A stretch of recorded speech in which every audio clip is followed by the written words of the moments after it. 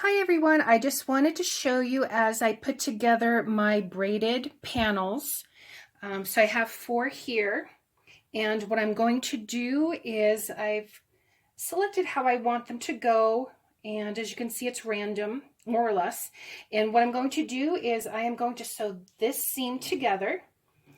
You can put pins if you want to. I actually have these, I don't know if I got these at the Dollar Tree or perhaps Hobby Lobby, but what I'm going to do is just put that there to hold it together. And then I have these office clips. I don't have those clover or other type of sewing that you can find in the sewing section, those type of clips. I just use these. They work for me, and I have a box of them. So what I'm going to do is start at this corner and just sew on down using a 1/4 inch seam allowance. And then when I'm done with that, I will then open that up and take this next strip, do the same thing, fold it over and sew it. So I will show you once I'm done what that looks like. Well, what I thought I would do is show you as I sew this together. I actually have this little magnetic, I think I bought this at Joann's, that I just put here by my presser foot. So if I want a 1/4 inch seam allowance, that helps guide it so I don't go wonky on it. But I'm going to go ahead and show you. So I will put that there and just start.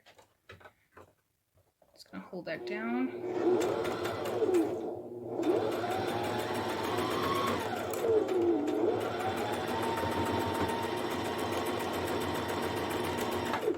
And as I get to the clips, I just remove them. I make sure that whatever seams I have still point in that same direction. And as you can see, this holds the fabric as well.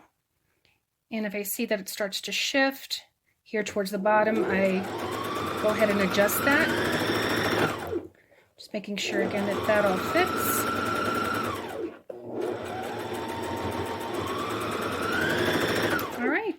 So there's that, and I will now go ahead and attach the next one to this.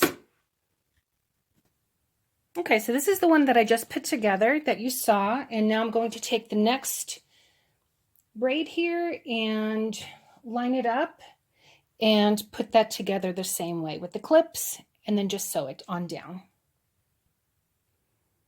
All right, so here I have it all sewed together. And what I'm going to do next is I'm going to take it to my pressing board and press it flat, both on the front and the back. What I'm going to do is I'm going to sew these seams open, whereas the other ones I just folded them or press them to the side, but I am going to, press these open just to reduce bulk. And once I'm done with that, I am going to attach here another strip, actually going this way, and that'll be the top of the bag, and then I will be ironing it onto the fusible web. So stay tuned. All right, I just thought I would show you really quick that I am pressing these seams open rather than flat because it will reduce the bulk. And I just have this little tiny steam fast iron, works well for me.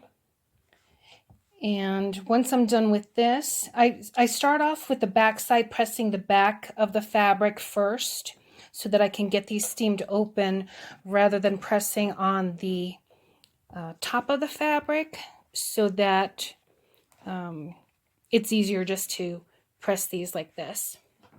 And then once I'm done with that, I will press the top side, and then I'll go through in any stray strings like this. I'll go ahead and I'll trim off. And then once I'm done with this, I will iron it onto the fusible batting, and I will trim it at that point. So it's not all even, in some areas, but once I put the batting on, then I will go ahead and I will trim it.